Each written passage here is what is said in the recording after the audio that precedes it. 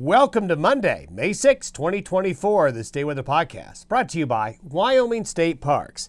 May is here, and now's the perfect time to start making plans for those summer adventures. What better place to spend time outdoors than a Wyoming State Park or historic site?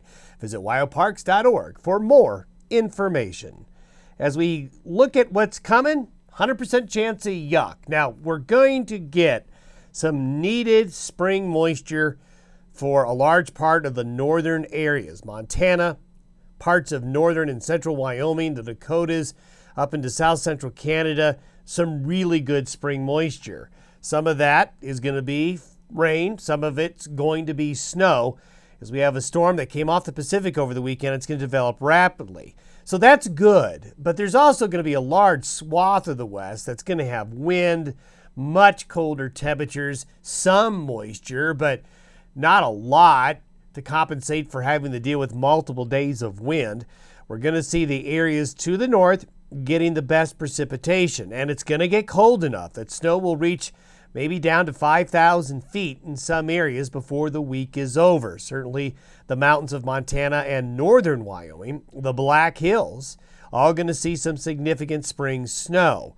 With this storm intensifying and really not moving very far over a 3-day period, from today through Wednesday, we're going to have a prolonged wind event, especially across central and southern Wyoming, Colorado, the plains of Nebraska, Kansas, down into New Mexico and the panhandles, and really even in those northern areas that are going to get the better chance of moisture, you'll get wind eventually as well.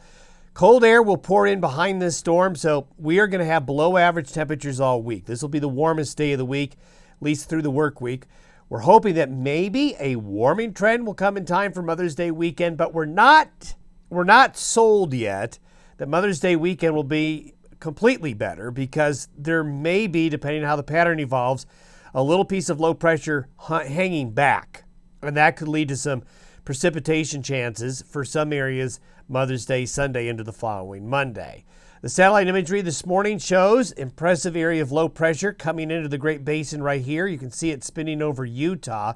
Areas of rain and snow and thunderstorm activity breaking out just to the north of the low there. And we saw this area and areas to the west get showers and thunderstorms yesterday. So the storm is just coming into the divide area. So it's going to be here this morning. It's going to be reforming up here later today and tonight. Then, as you'll see here in a moment, just hanging around. So you can see we've got already areas of rain and some areas of snow developing as the storm is coming on in. This is where it's going to be by later this morning, and then by tomorrow morning, it's going to lift up and really be right near the South Dakota, North Dakota border areas, extreme northeast Wyoming, extreme southeast Montana. It's just going to want to set up shop there. So from where we are this morning, we're going to be there tomorrow morning. And then look at that. By Wednesday, it barely moves. So the counterclockwise rotation around the system will pump the moisture into the northern areas while bringing strong winds aloft perpendicular to the mountains. So when you bring a strong wind aloft at a 90-degree angle to the mountains, you're going to get what we call a wave, basically a wave function with the wind. And as that wave comes down and reaches the ground, that's where you get these high wind events when the low tracks to your north. So there's going to be a large swath of strong winds here, but as the low intensifies, strong winds will develop here as well. So you'll have to deal with that. If you watch how the precipitation evolves, it kind of comes in a couple of waves. As we go through the next 5 days, this is today, then you'll see it curl back and then wrap back in again as it evolves and goes through the day on Friday. So the low will kind of produce the precipitation in waves. So there's going to be breaks in the rain and snow action. As these waves will come through, there'll be a break and then there'll be another wave. But you can see the concentration of the heavier moisture focusing in on those northern areas between now and Friday. So the low is just going to hang around all week. This is the total precipitation forecast from the European model. Very impressive rain amounts. Look at that. Possibly, could we see more than 3 inches of rain in southeast Montana? I think that's on the table. I think certainly 2 inches is good. 1 to 2 inches range could fall across the northeast counties of Wyoming. Now the system is wrapping back some decent moisture down into Douglas, down into Casper, along the Pine Ridge here.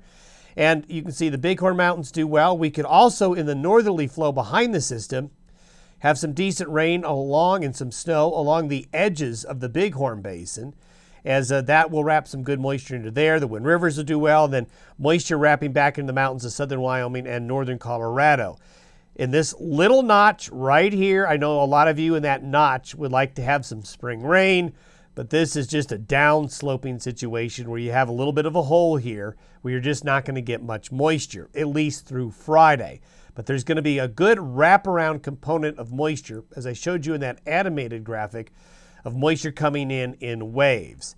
That's what the snow potential shows. Pretty impressive. The Black Hills, the high Black Hills, the Bighorns, the Beartooths right here, the Yellowstone Mountains, the Wind Rivers, but really all of the mountains of the Intermountain West, some late spring snow headed to the high country. Going to delay maybe a little bit getting into your mountain cabin if this keeps up with this colder, unsettled weather.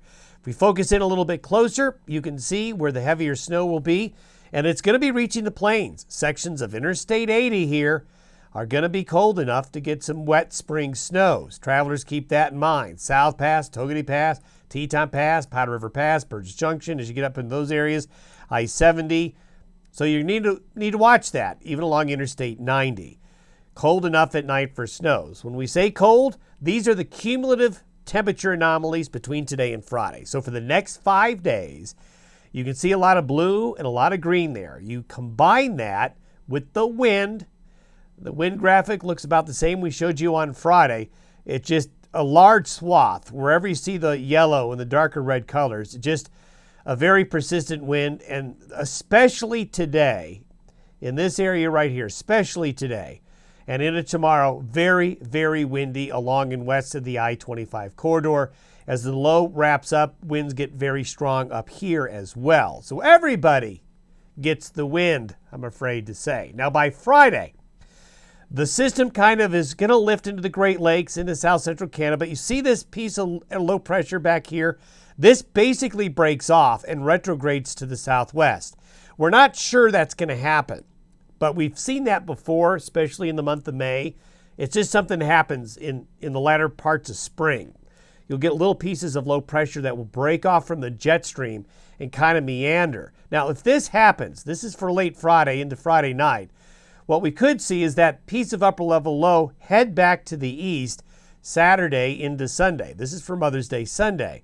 The counterclockwise rotation brings warmer air up, but also draws in some moisture. So that might lead to some showers and thunderstorms for the areas that are kind of missing the rain and snow from this first event.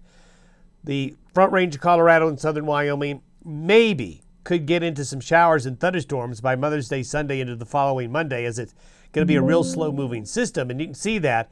This is the thunderstorm forecast for Sunday into Monday, if that low breaks off and then tracks like this. So that'll be something to watch in the longer term for you folks here that would like to see some rain. Our next update will be tomorrow. Have a good day ahead.